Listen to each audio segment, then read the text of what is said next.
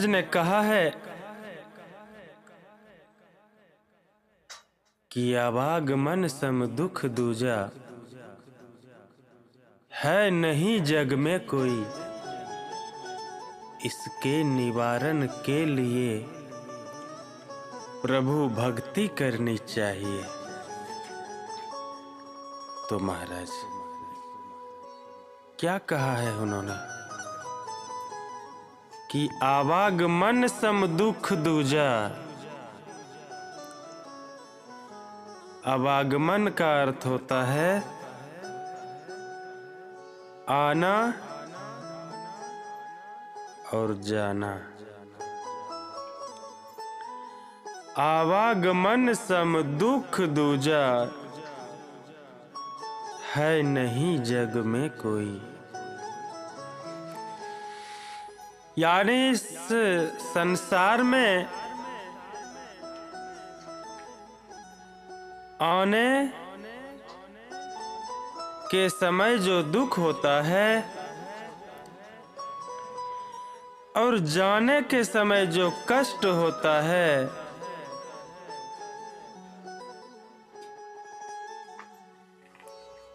सो असहनीय है। संत लोग ऐसा कहते हैं कि संसार में जो शिशु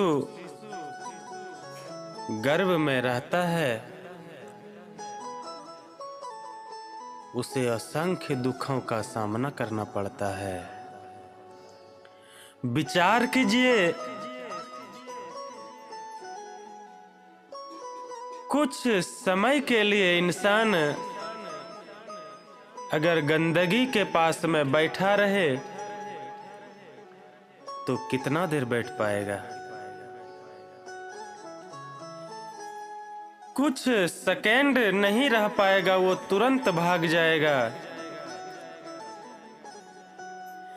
अगर वस्त्र पे, शरीर पे कहीं थोड़ा सा भी गंदगी लग जाए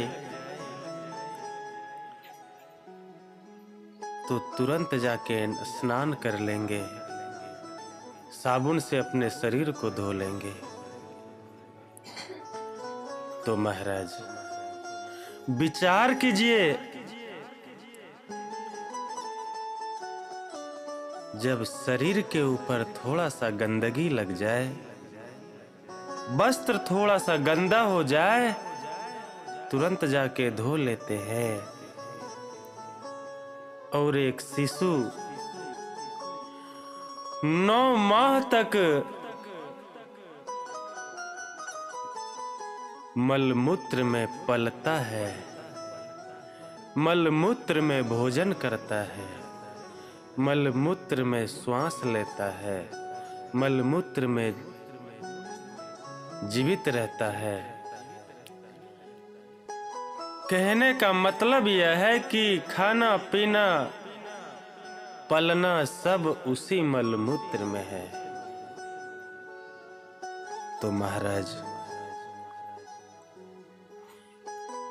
इसीलिए गुरु महाराज ने कहा कि आवागमन सम दुख दूजा, है नहीं जग में कोई। इंसान का जब अंत समय आता है तो लोग कहते हैं कि उस समय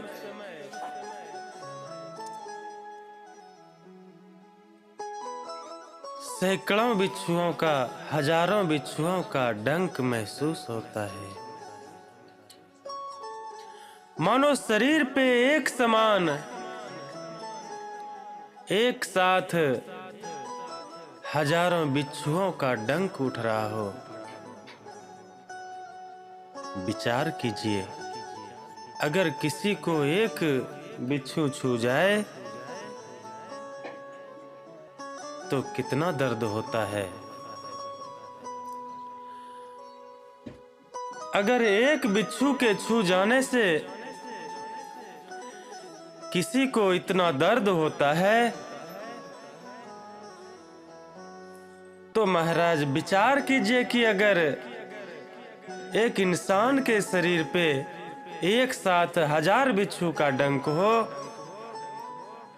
उसका दर्द हो,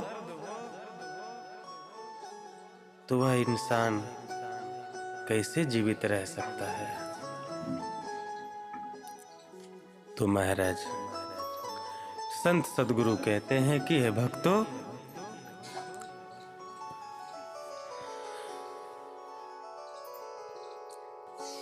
सत्संग करो, ध्यान करो,